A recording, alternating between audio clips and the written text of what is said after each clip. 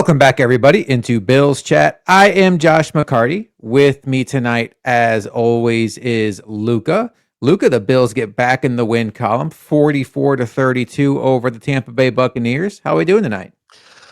Oh, we're doing good. It's nice to, of course, enjoy a good quality 1 o'clock Bills win on a football Sunday.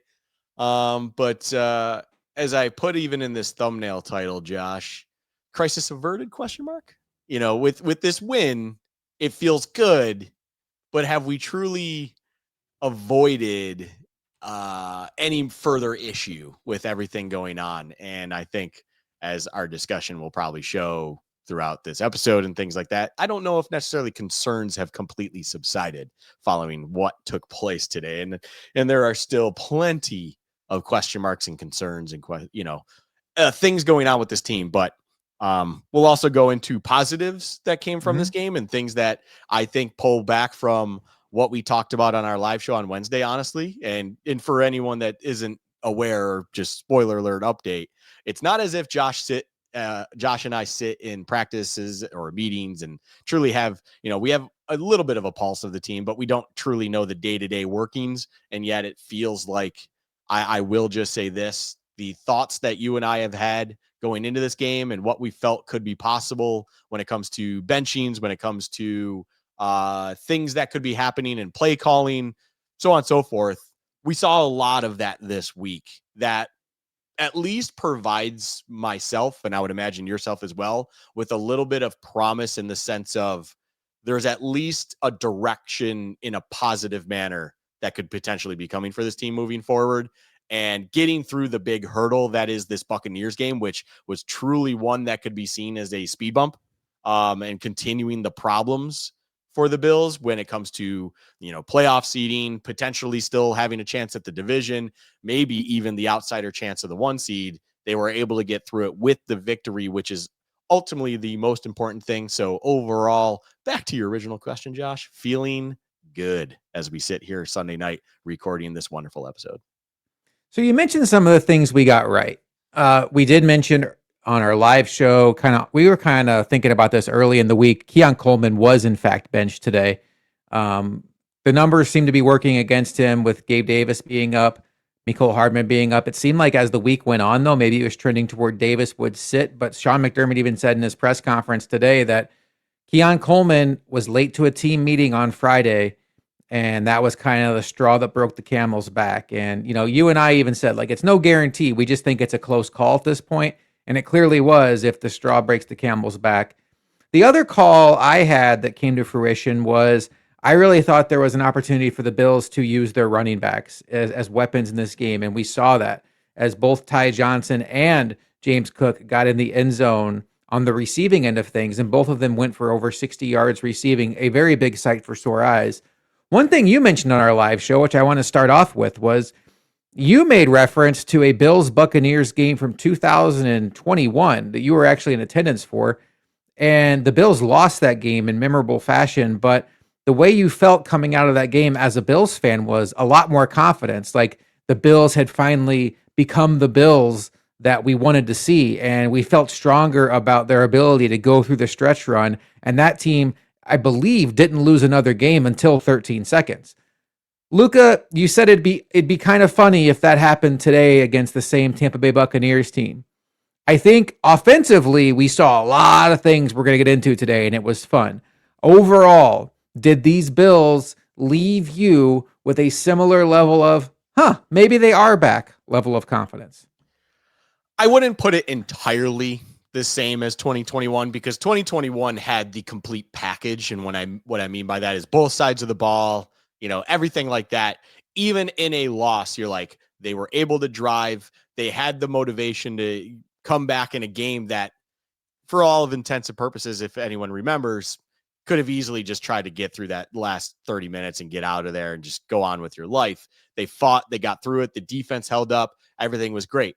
This one, offensively, the direction seems clear. Another thing that I referenced was feeling like this was a game and the moment in the season where, hey, it's time to take the leash off the dog.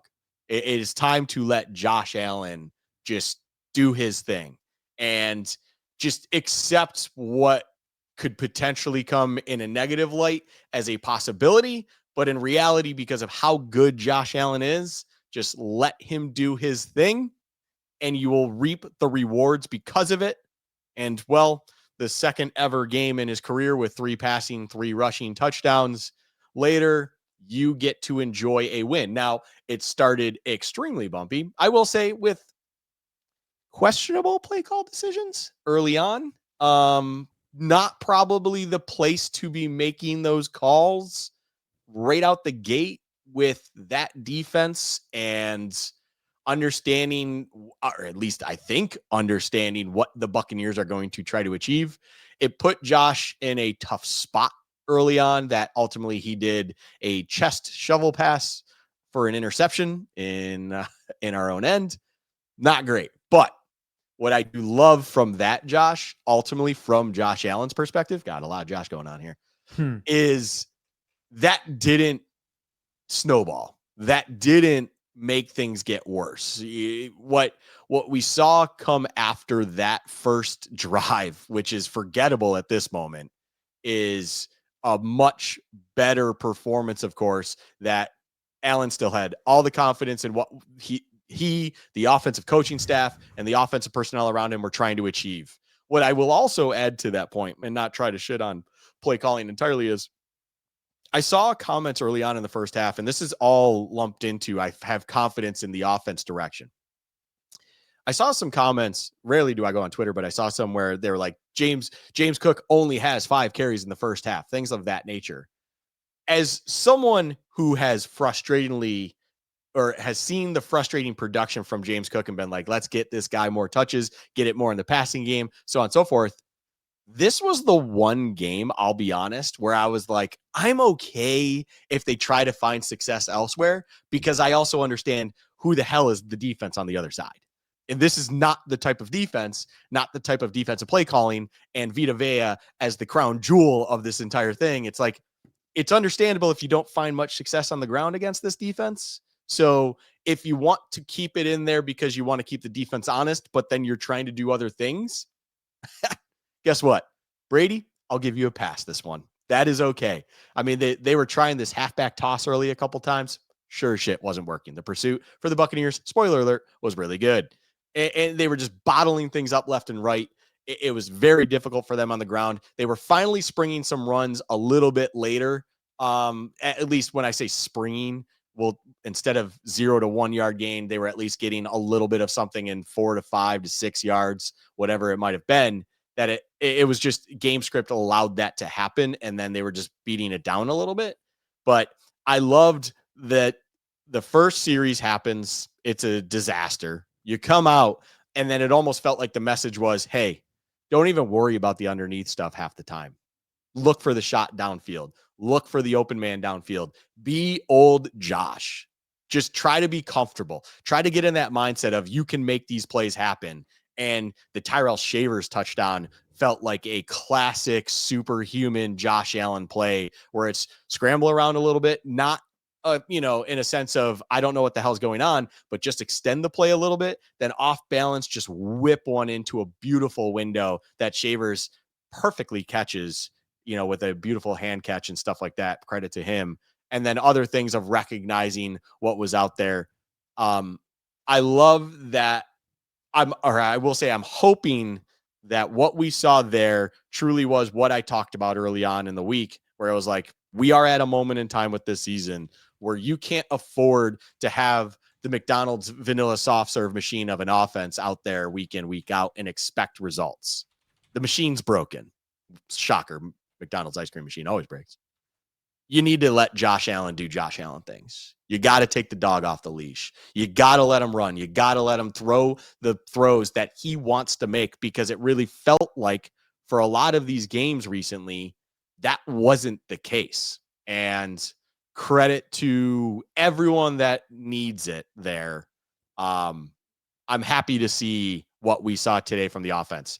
The only reason I then pull back a little bit from the original question and do I feel the same way that I did leaving that game in 2021 down in Tampa? No, because the defense really is just still a whole lot of question marks going on outside of a couple things. And that's where I kind of come just a little bit short, but maybe it's going to turn into, Josh, where we just have to accept what this defense is and isn't capable of, and have to just alter things to our expectations and understanding of all of that and move on, because there's beating a dead horse, and then there's just frustrating yourself for no reason. And I feel like we're getting to the point where we need to just get past that second part, where it's like you just have to get into acceptance now.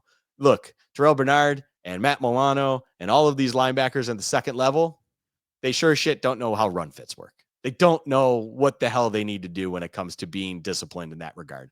The front four or whatever it is at the moment doesn't understand how to plug gaps or steer lanes or not let, any sort of backside blocking occur, which is a difficult task in its own right. The Bills even excel at that.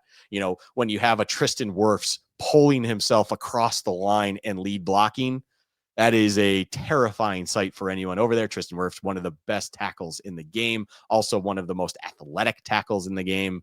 Also just going out there trucking Jordan Poyer as Matt Milano squats in the flat for no reason. That is not going to be a recipe for success, but also feels like something we're just going to have to accept as a reality for this defense. So I will just add and say, as all in all, I do feel similarly to how I felt in 2021, because I believe that based on the opponents we have coming up, what we saw today, and the positives from the offensive side of the ball, and all of this acceptance with everything else, the path is there to have a similar run, to do the thing that we had before, and ultimately get us to a place where we need to be. And if they were to replicate that, Josh, I feel like we would get to a moment similar to right before 13 seconds. We would get to a moment like the 17-second mark of that game, where the high felt like an unbelievable high, and hopefully potentially get us to where the end goal is. So I think there's going to be two conversations. One, it's going to be about the offense. That's going to be a fun conversation. The other one's going to be about the defense, and that's the one that I think is going to put a ceiling, at least today, on the conversation for how excited you can be. But let's start with the offense, because for the first time since I can't even remember this season, maybe the Ravens game, because of how much they were down all game, the Bills came out and threw the ball all over the yard. Now, there was an ineffectiveness in the running game. James Cook averaged 3 yards a carry, and really it felt like even way less than that in the first half. Ty Johnson only carried the ball one time for 9 yards. Really, the most effective Bills runner was Josh Allen, 6 carries for 40 yards and 3 rushing touchdowns.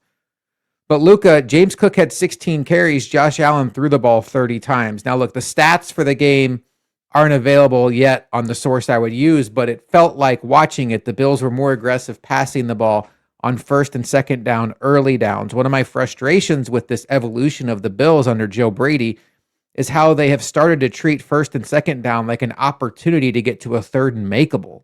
A third and makeable. This is not a Tyrod Taylor, Kelly Holcomb team. This is a Josh Allen team. It used to be a time when 3rd and 15 felt like a layup for these guys. So throw the ball on first down, throw the ball on second down. If you don't get it, 3rd and 10, fine. And that's what the Bills came out with today, that kind of attitude. I love the Shavers play, the touchdown. That was vintage Josh Allen, scramble around, pull something out of the hat. That's the Josh Allen we've been missing.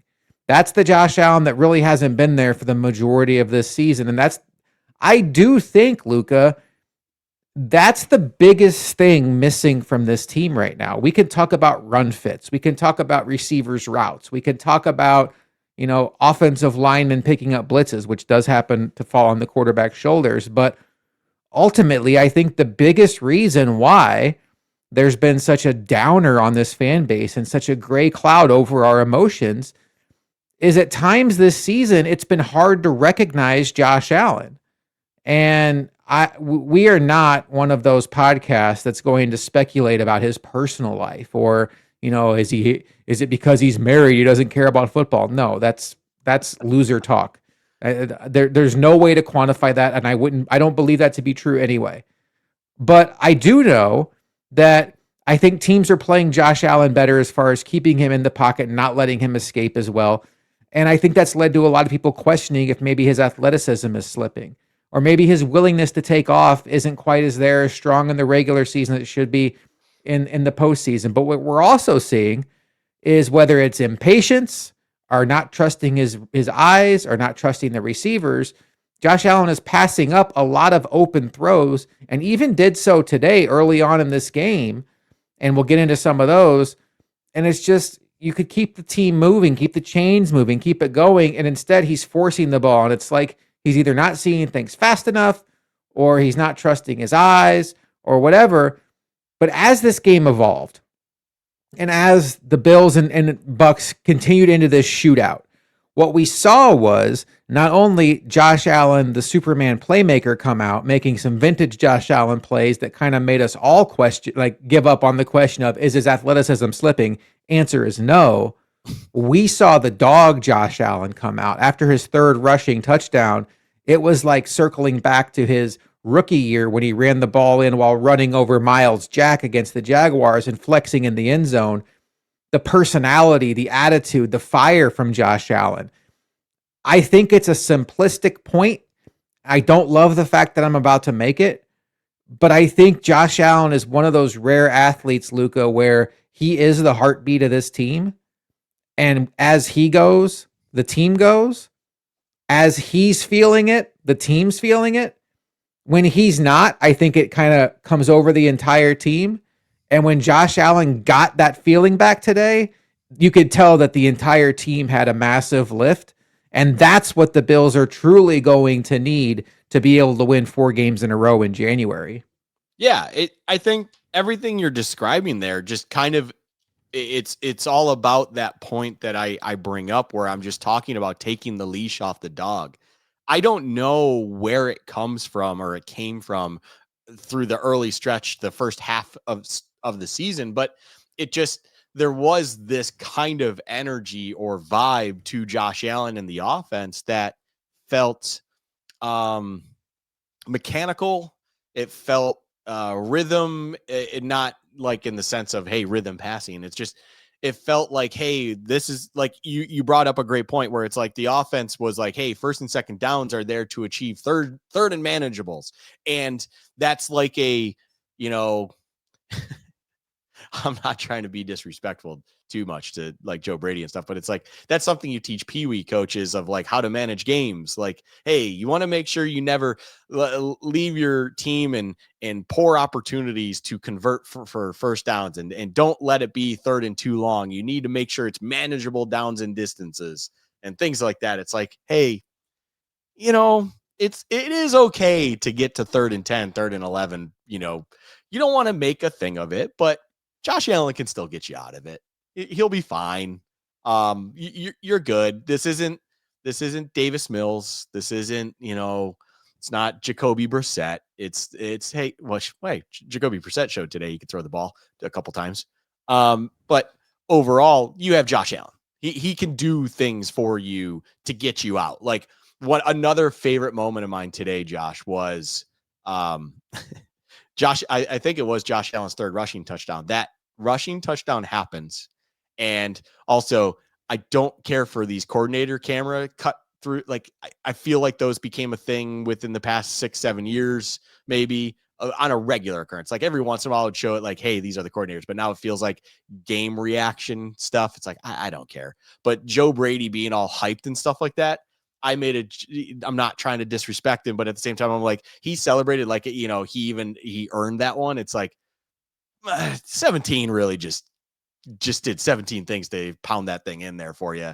I would relax a little bit on the celebration. I know you're hyped about what it means for the team and what it means for you and blah, blah, blah. Like I get it. So I'm not trying to be like, don't take credit for it, but also it just had that vibe to it in the same regard where it's like, hey, Joe, relax. It's like, but it felt as if before the offense needed to be a perfect marriage between Allen and Joe Brady. And it needed to be that they were on the same page, and they're trying to do and run this thing that Brady in his head is conceptualized. And it just was dysfunctional and it didn't work. And Joe Brady's vision just wasn't there, and this and that. And it's like, now today felt like Joe Brady was play calling. Joe Brady was doing his thing. but it was also, hey, Josh, when you see a play to be made, just make it. Hey, Josh, if you want to do something special here, by all means, go for it. Like it's the whole like asterisk offense to me. Hey, we're going to call this here. Feel free to ad lib it if you want. Like feel, you know how this is probably the first read normally when we talk about this play, that deep post. If you see something you like, go for it. Like things of that nature. And I feel like for Josh to truly be number 17 that we know and love, that has to be a proponent of the offense.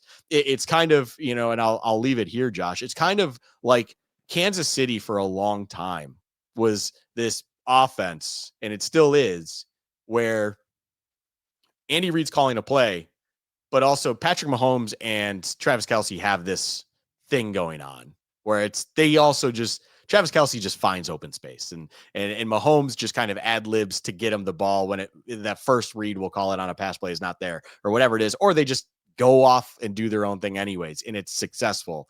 Brady had it with Edelman. You just had these things where it was a lot of times matchups, but Josh Allen can do that a lot on his own, it feels like, where he can make special things happen and understand what's going on in front of him. So just let that always be a proponent, and don't try to put the dog in the cage and make him do your thing all the time. Like there has to be some freedom. There has to be some openness, and just let the dog eat, and you get performances like you saw today.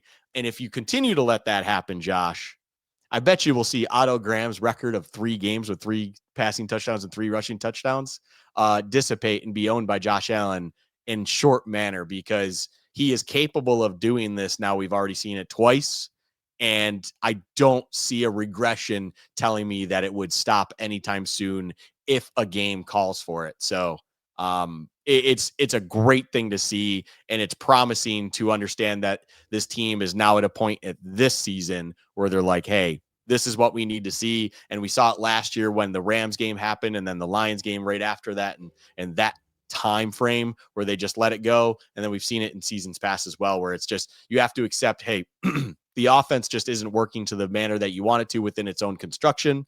Let Josh Allen do his own thing while you're still play calling. Needs to be freedom in those play calls. Luka, are you familiar with the term scorigami? I sure am. Well, the Bills accomplished it today, and the Bucs. Let's not just take all the credit away from the Bucs too. This was the first time in the history of the NFL that a game had ended by a score of 44-32. So congratulations to the Bills and the Bucs. That is a scorigami. All right. Well, we talked about the good side of the ball, the defense. Something else that was good today was the return game. Yeah. The Bills had, by my count, 3 or 4 very explosive runs. It started with Mecole Hardman starting it off with a bump. He had a 61-yard kick return on the Bills' first possession. And, I say this kind of tongue in cheek. The Bills got the entire Mecole Hardman experience today. They had an explosive kick return, a fumble, and an injury. It's like, okay, he plays great with an explosive play.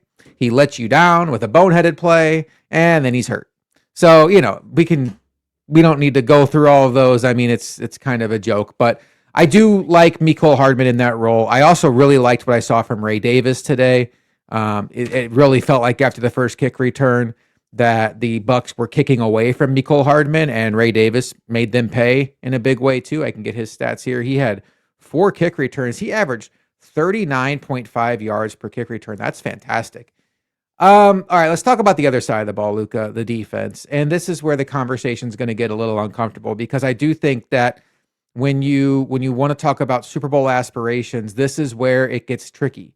Because after the Chiefs game, it sure felt like this was a defense that you could lean on. The Michael Hoyt injury was massive. But you even said in our Bucs Bills preview show that as much as you like Rachaad White, he's more of a volume running back. He's gonna play all 3 downs because he's good in the pass blocking game, and he's not somebody that's gonna tear up your team from like a yards per carry standpoint. Rachaad White at one point in this game had 7 yards per carry. Now he ended up settling in at a little bit more manageable 5.1 yards per carry, 10 for 51. But that's because the guy on the bench, Sean Tucker, who I believe went to Syracuse. He Do did. I have that right? Yep. So a good homecoming for him. Had 19 carries for 106 yards and 2 touchdowns. And I guess, by the way, if you want it, 2 catches for 34 yards and a touchdown in the receiving game. The overall point is, Luka, this run defense is atrocious. There's been times this year where you can just chalk it up to, well, Bijan Robinson might be a Hall of Fame player. Well, they bottled up Achane except for the 2 big runs, which is like my least favorite point in sports. It's like, well, other than that, Mrs. Lincoln, how was the play? But today it was the first, like, okay, I've never heard of this guy unless I'm a Syracuse fan or like a fantasy football player that's in Dynasty and I have Bucky Irving and I need to get his handcuff to the handcuff. And Sean Tucker is going all over the Bills. And it was reminiscent of the drought era Dion Lewis game or Jay Ajayi game. And unlike early in the season, when we could say, well, reinforcements are coming, we'll get Ed Oliver back. We'll get Michael Hoyt back. We'll get Larry Ogunjobi back. Hoyt's not coming back. Oliver's not coming back to the playoffs at best. There's really, it's Shaq Thompson and then maybe more health for guys like Terrell Bernard, AJ Epinesa, Daquan Jones. What is the way to be optimistic at this point, Luka? Or at this point, is it almost on venturing on insanity if you're just hoping that it's going to get better? Oh, it's venturing on insanity. Like my early on in this recording, my point is truly where if anyone's wondering where I stand at this moment in time, I'm not going to beat a dead horse. I'm not going to sit here and dwell on how awful it is. I'm going to probably just laugh when I'm watching Rachaad White run for 8 yards or watch Sean Tucker just, with an absolutely beautiful lead block by Tristan Wirfs pulling across the entire line, just gash us up the right sideline for a touchdown. And in 4 days from recording this, we're going to be watching Woody Marks for the Texans probably hit some big hitters against us. It just, the acceptance needs to be there that Matt Milano, Terrell Bernard, Ogunjobi, Joey Bosa, Rousseau, whoever the hell is on the field to defend the run is not going to do a good enough job. It just will not happen. I refuse to believe it. What actually will become more of an anomaly now, Josh, is the fact that they were able to completely shut down the run against the Jets week 2. I don't know how they achieved that after all of this other input data we have of just how poorly this team handles the run. That week 2 performance is a complete misnomer as to what this defense is capable of or lack thereof. So they don't get anything. And I think this is just the unfortunate side effect ultimately of just over roster construction and coaching of a singular idea and goal for this defense, and getting away from the ability to truly dominate front 7 up and not necessarily concern yourself with too much behind you. And now it's like the complete opposite. It's like you have linebackers that are capable of understanding what's behind them most of the time, and then just almost completely ignore what's in front of them. And even when now all of a sudden it's like obvious run down and distance situation, they just are a lost dog in the middle of that mush. And next thing you know, you just see a running back springing through it, and Poyer's your last man of defense, or Cole Bishop's your last man of defense, because Bernard and Milano got lost in the sauce. Dorian Williams probably just rammed his head straight through a fullback partially. And it just, what else is supposed to happen when Dalen Walker is being held up by 2 guys? Joey Bosa is already 10 yards upfield, and it just, there's no one else there in the front 7 to do anything. It's just, the defense is what it is. And this offense is just going to have to keep putting up points. And that is also why I brought up the point that it's like, hey, we're at the point of the season now where you can't be hesitant with your Josh Allen situations, and you can't think you can get by with just simple offensive structure. because what you have complimenting you, or I'll air quote it, complimenting, is just not capable of giving you any lick of a stop. There will be points ending on this drive. It only takes offenses that you're playing to screw up to do anything. And today, I will say, today was a interesting one in the sense of I actually thought it was crazy when the Buccaneers would be in a 3rd and 4 or whatever, 3rd and 6 even, and they would come out and pass the ball. It's like, what? I would have loved to have seen Todd Bowles and this this Bucs team on one of their drives just quite simply never even contemplate passing the ball. Just, hey, we're going to see how many times a run call will get us as far down the field as possible. Because in all likelihood, especially with the way Sean Tucker was moving that damn ball today, I don't think you're ever getting stopped. And like I think there was a situation they were in like questionable punt territory. They ended up not picking up the first down. They did take it was the delay of game or not accepted delay of game. They punted it and then hit a pretty good punt. It was a 3rd and I want to say 6 or 7. God damn it. It's 3rd around there, 3rd and long. And all of us in the damn family room of mine were like, they should run it here. Like, you would probably pick up this first down, but even if you don't, guess what? You can just run it again, and then you absolutely will pick up the first down. That's how little amount of confidence I have in this run defense, and that is ultimately the only way you're going to be stopping offenses. Like, I wouldn't be surprised if the Texans go, hey, Davis Mills, you're going to throw the ball 12 times on Thursday because it's just going to be Woody Marks and Nick Chubb, or the corpse of Nick Chubb, running it about a collective 55 times if they have that many opportunities. It's just, this defense will not stop them nosebleed. I believe they are incapable of doing anything that needs them to take a step forward off the snap.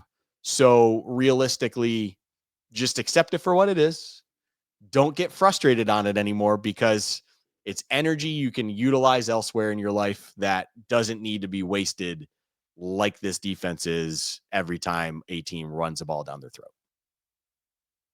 Speaking of wasted, Jared Goff keeps wasting Amon-Ra St. Brown opportunities by throwing the ball into the ground. That's neither here nor there as we're watching Sunday Night Football, as a lot of good teams are struggling today. Not the Bills, but Chiefs lost, by the way. We could probably talk about that a little bit later. Maybe we'll go to maybe we'll spin it around the league a little bit if we leave ourselves some time after game balls and game checks. You mentioned Todd Bowles. Boy, I thought he had a tough game today.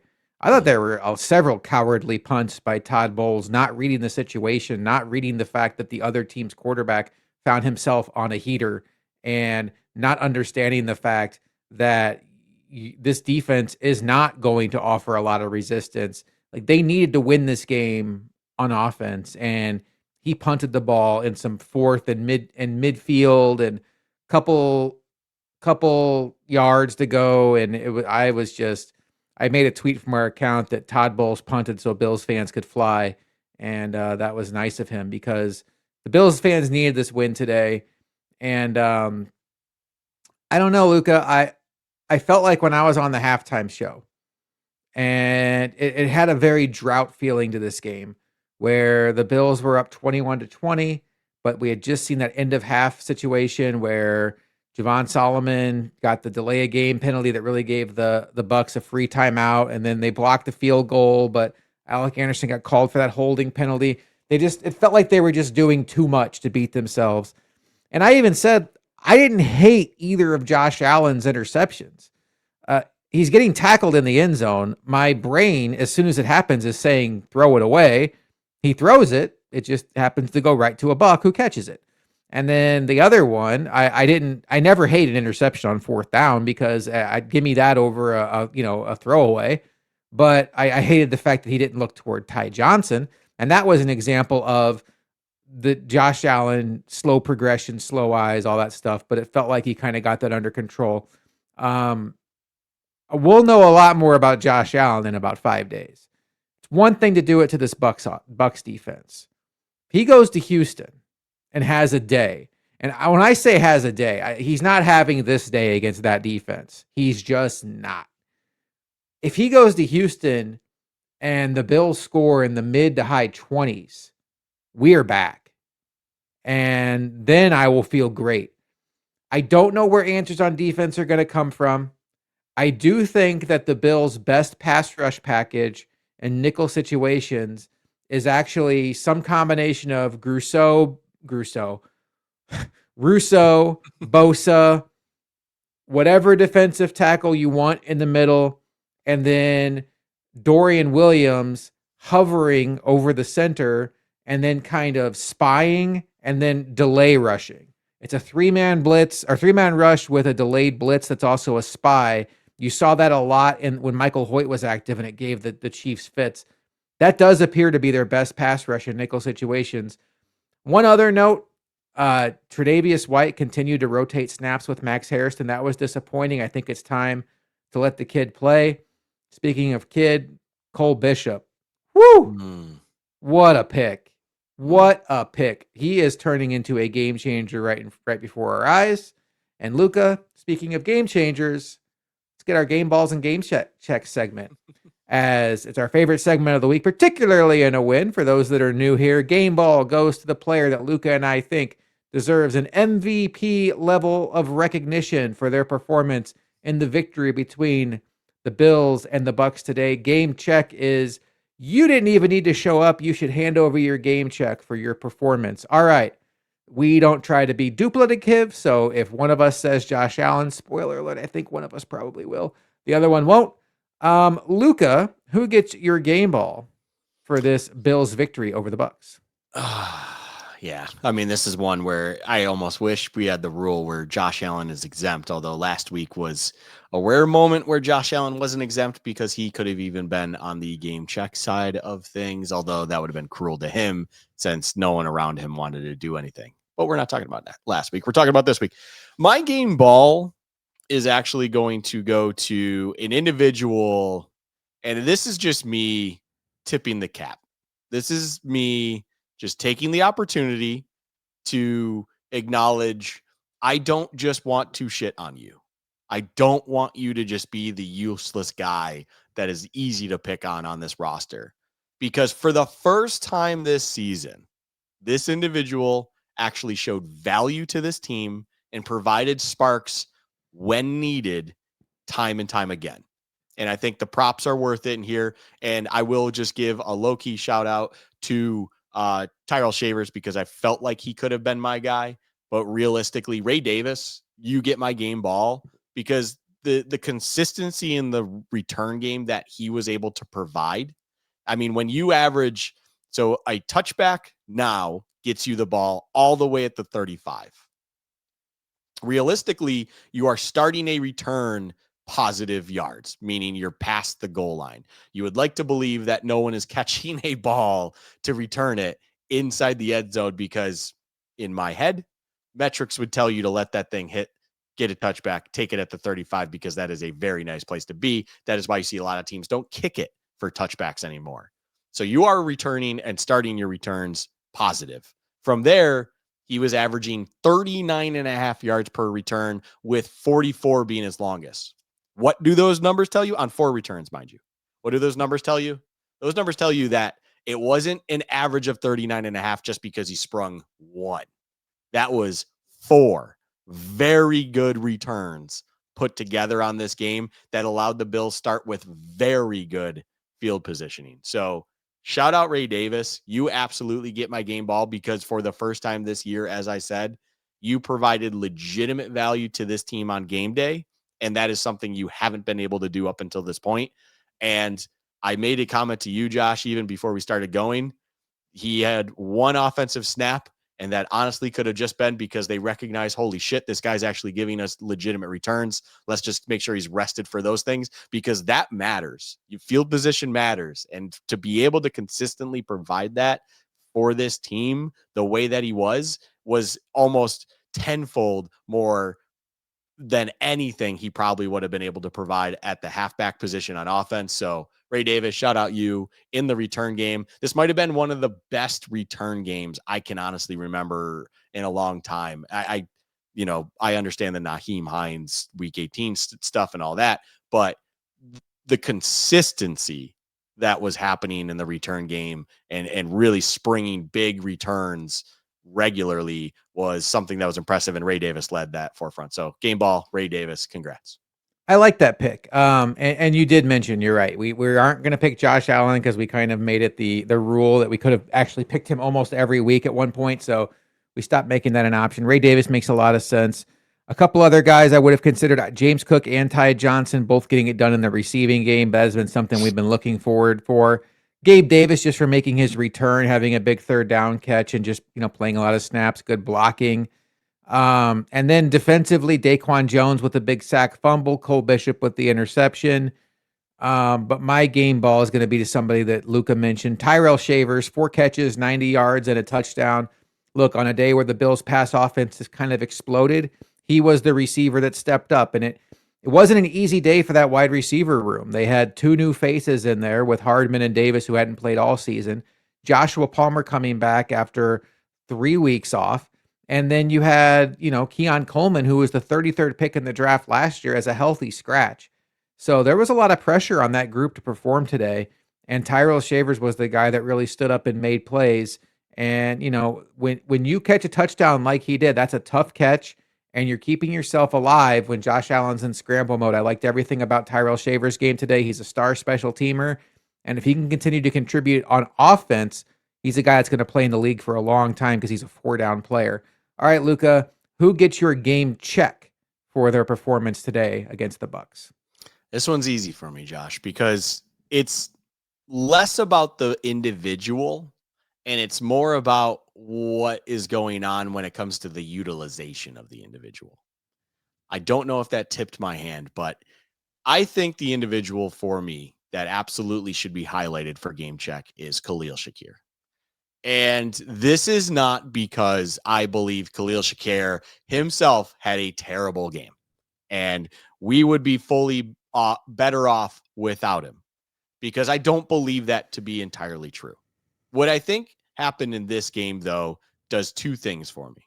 One, I think it calms down, and I think people need to calm down as to the true value of Khalil Shakir to this offense as an individual. And what I mean by that is we saw 44 points put up. Josh Allen perform lights out in a sense of 3 passing touchdowns, 30 pass attempts, 19 completed for a total of over 300 yards, while also running in an additional 3 times. And Khalil Shakir had 3 targets for 1 catch and -3 yards. It was no part of that. Josh Allen would have actually hit 320 passing yards if Khalil Shakir didn't catch that 1 target that he did. What I do believe, though, the second part of this is I think we need to stop featuring Khalil Shakir in the very pigeonholed manner that we are. And I think that's ultimately where the game check tip comes to. I am getting so fed up with Khalil Shakir being utilized almost in a gadget sense, where it feels, and I've brought this up in previous shows, where it's like all you generally see him do is average depth of target has to be in the negatives. It's bubble looks and quick outs, and to the point where Tampa saw us come out in 5 wide. I put up quotes because on the, I believe it was to the left of Allen, was Ty Johnson all the way out on the boundary, Khalil Shakir, and Dawson Knox on the inside slot there. That was your left. It's, if Josh Allen remotely looks, where do you think that ball is going to on the left side? It's probably going to number 10, because that's your legitimate receiver out there on the boundary. And then on top of it, that DB, as soon as the ball snapped and saw Josh Allen start to pivot to the left, jumped on that play and blew up Khalil Shakir. That's how predictable Khalil Shakir's utilization is. That's not good. And what I get frustrated with Khalil Shakir, and the reason that I want to bring this point up, because it feels like a nice bow with this thing. It's my one criticism I have out of this game still on the offense. Khalil Shakir, from the fond memories we have, looked like one of the best players we had to run after the catch downfield when catching the ball. And it feels like that doesn't exist in the mind of Joe Brady and offensive play calling and things like that. And the irony of it all is today showed you how successful we can still be when you find those downfield players who can then turn upfield and make plays happen that happen from other players downfield. When it comes to, you saw Ty Johnson even take one on a little bit of a short situation, but that's your halfback out of the backfield. But Tyrell Shavers running downfield, of course, gets the one touchdown, but you saw him catch other downfield passes where he's coming back to the ball. You saw Gabe Davis on that third down play where he's sitting in space downfield. If you have Khalil Shakir in those opportunities, those could even be bigger plays, it feels like. And they're just unwilling to utilize Khalil Shakir in that manner and just have him sitting in this tiny little pigeonholed role that is just, hey, it reminds me of a lot of the Cliff Kingsbury utilization of a water bug receiver, I call it, where it's like, hey, you're going to be the behind the line of scrimmage screen guy, this and that, because of how creative you can be and shifty in the open field. We get you the quick ball in the hand. It's like Khalil Shakir is more than that as a player, and this utilization isn't working. So today showed just how I'm going to say the word useless Khalil Shakir can be in this role, but I'm not saying it because I believe Khalil Shakir is a bad player. It's just, can we finally get out of this? He needs to be the one in this role, because today was a perfect example of that. So long story short, long explanation. Khalil Shakir, you get my game check, not because of you as the individual, but because how you're being used and how useless it feels like most of the time. And we need to go a different direction when it comes to getting you the ball so you can be the better player that we all know you can be. I appreciate everything you said there, and I agree with a lot of those points. I think he can be used in a totally different way. I feel like you could have even simplified it. Khalil Shakir had one catch for -3 yards. Keon Coleman had more yards today than Khalil Shakir and didn't even play. Josh Allen throws for 317 yards, and Khalil Shakir, if he hadn't shown up today, it would have been 320 yards. It's mind-boggling how they continue to not be able to use him effectively. I know it's everybody eats. It's going to be somebody else's day here and there, so I get it. But yeah, I need to see more out of him. For me, the game check, I've been thinking about this. I think I want to go with the Lions, by the way, are punting with 5 minutes to go, down by 10. So I guess they're giving up. I'm going to go with Joey Bosa. And I feel bad about this, Luka, because he played the game. He's got the wrist injury. It looked like he kind of messed it up early in the game, but this is the worst Joey Bosa has looked as a Bill. It makes me wonder if maybe he should sit for a couple weeks just to get this wrist right, because this defense, if you want to talk about where the upside is, it's Terrell Bernard getting healthier. It's Joey Bosa getting back to 100% health. Continuing to run these guys out there with Joey Bosa having one hand and Terrell Bernard basically having one healthy leg, you're not only hurting the team in the short term, I would guess, I'm not a doctor, hurting their ability to be fully healthy come playoffs. So Joey Bosa, there were several times today that he and the rest of the Bills defense looked completely stunned that the option in read option means quarterback keep. You can do that? And then there was one point he was a quarterback spy, and it's like he forgot to actually spy the quarterback. He did not win many one-on-one pass blocking battles. And for that, Joey Bosa is going to get my game check award. Up next for the Buffalo Bills, it's a quick turnaround. Sunday night, Monday night. You're listening to this on Monday night, Tuesday night, Wednesday night. 3 sleeps from now, it'll be Thursday, and the Bills will be in Houston to take on the Houston Texans, who won today with Davis Mills. And that is the big story now, Luka, for Buffalo Bills fans. Who is going to be the starting quarterback for the Houston Texans on Thursday night? Their starter, C.J. Stroud, has been in concussion protocol the last 2 games.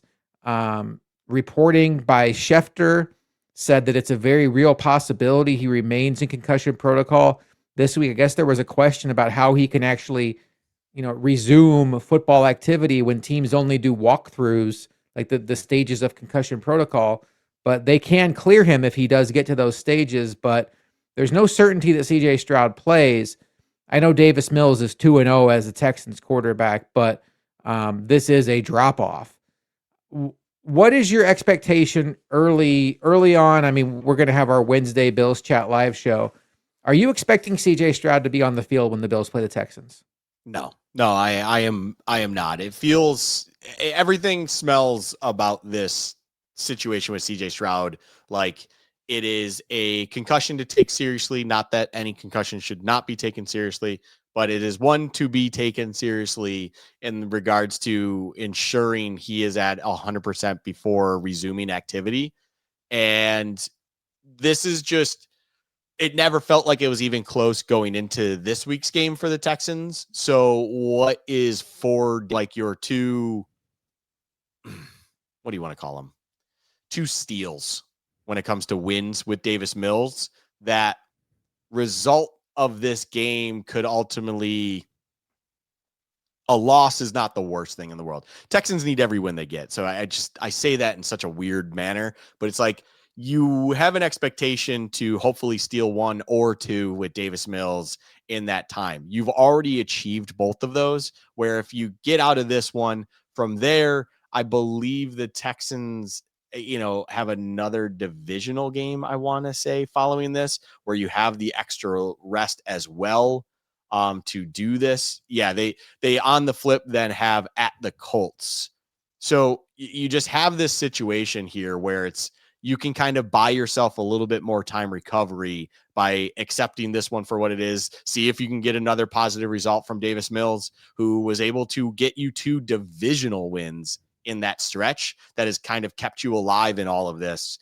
And just kind of lick your wounds, continue here. If you get a result, great. But ultimately, CJ Stroud's health is way more important than trying to win this Bills game, where there's a lot more at stake for the Texans that I would be, at this moment in time, very surprised if CJ Stroud's out there. And along with that, the starting quarterback for the Pittsburgh Steelers, Aaron Rodgers, has a small fracture in his non-throwing hand that's going to put his status against the Bills in 2 weeks in question. So the Bills could get a run here of backup quarterbacks as they take their show on the road for the next 2 games. This is a tough stretch. They survived this first matchup against the Bucs. But Luka, if you're going to get a run out of Davis Mills and Mason Rudolph, the Bills got to get both of these games to the win column.